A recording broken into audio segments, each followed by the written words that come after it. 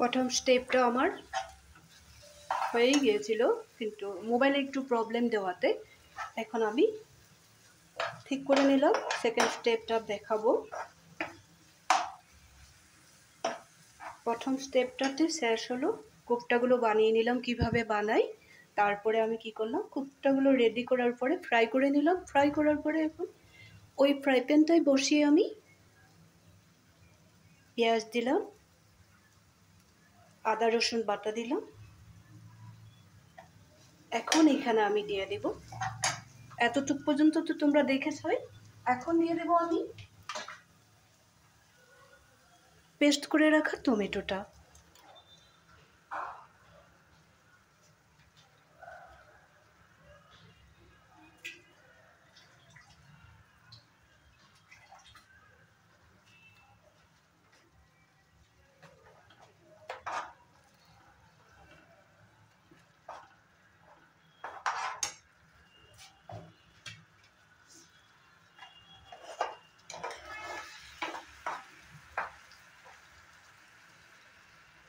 মশলাগুলোর সাথে আমি ভালো করে ফ্রাই করে নেব।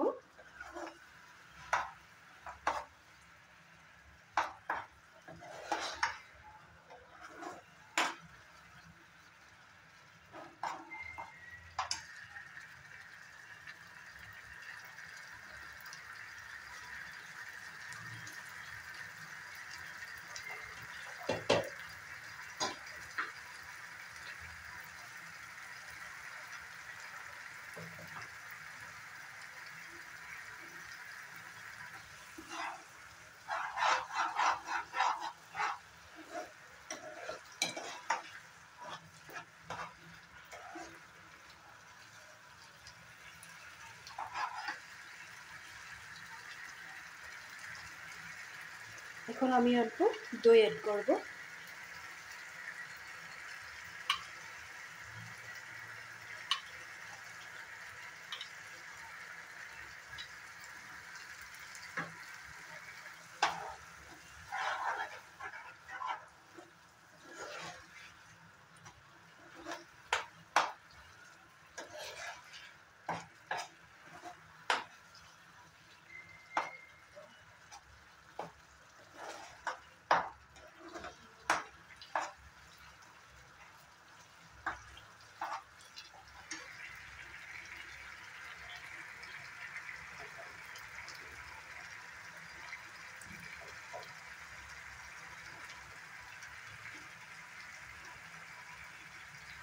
এখানে দিয়ে দেব একটু কসুরি মেথি পাউডার।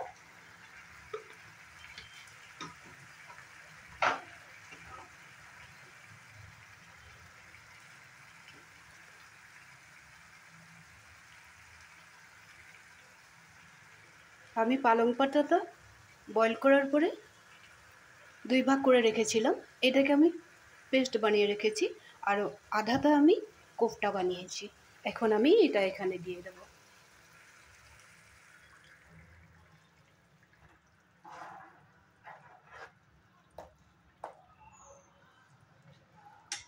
এখন 2-3 মিনিট ভালো করে ফুটিয়ে নেব। কারিটা আমার খুব সুন্দর করে হয়ে গেছে। এখন এখানে একটু চিনি দিয়ে দেব।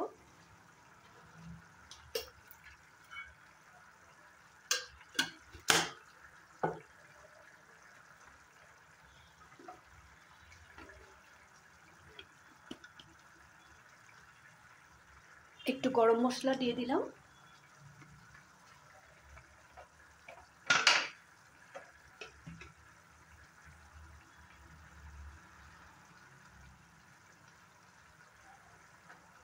এখন আমি কোফতাগুলো এখানে দিয়ে দেব।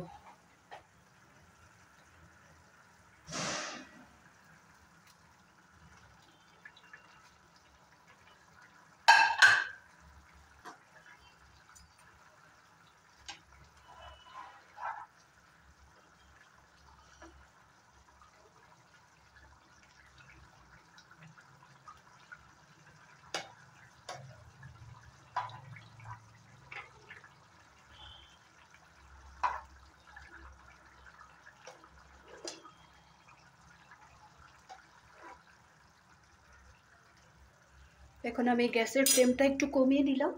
গ্যাসের ফ্লেমটা কমিয়ে দিয়ে আরও একটু দই দিয়ে দিব এখানে।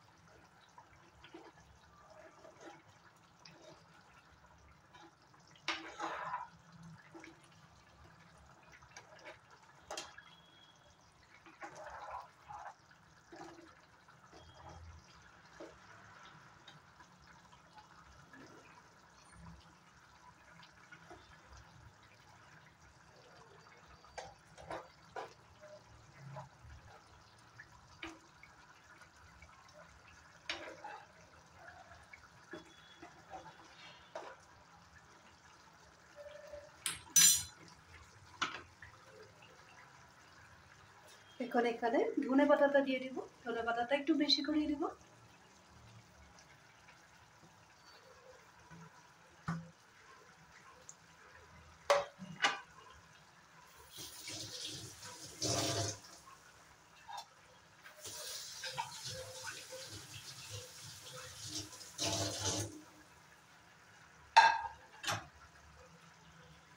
কোপ্তা কারিটা আমার রেডি হয়ে গেছে, আমি একটা অন্য বাসনে নামিয়ে নেব। এই সময়টা আমি গ্যাসের ফ্লেমটা অফ করে দেব।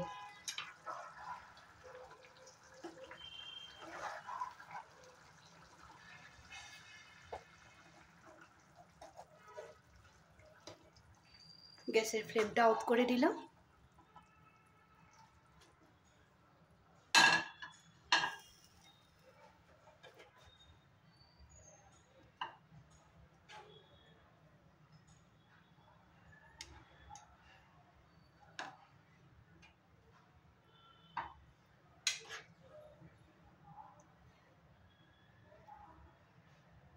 আজকের এই পালংয়ের কোপ্তা কারিটা তোমাদের কেমন লাগলো? তোমরা ওইভাবে বানাবে, খুব বেশি টেস্টি আর হেলদি হয়, এভাবেই বানাবে। এখন তো পালং পাতা পাবেই শীতের দিন, বানিয়ে খেয়ে দেখবে কেমন লাগলো। আর যদি ভালো লেগে থাকে তাহলে নিশ্চয়ই ভালো লাগবে, তাহলে কমেন্ট করে আমাকে বলবে। আর লাইক শেয়ার করতে একদমই ভুলবে না।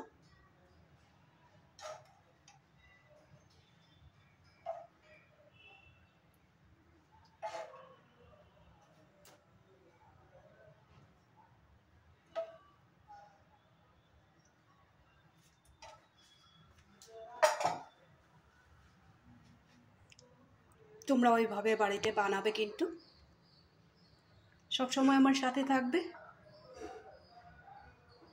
তাহলে বেশি দেরি না করে কোপ্তা কারিটা কেমন লাগলো আবার দেখিয়ে দিলাম, একদম কাছে এনে দেখিয়ে দিলাম।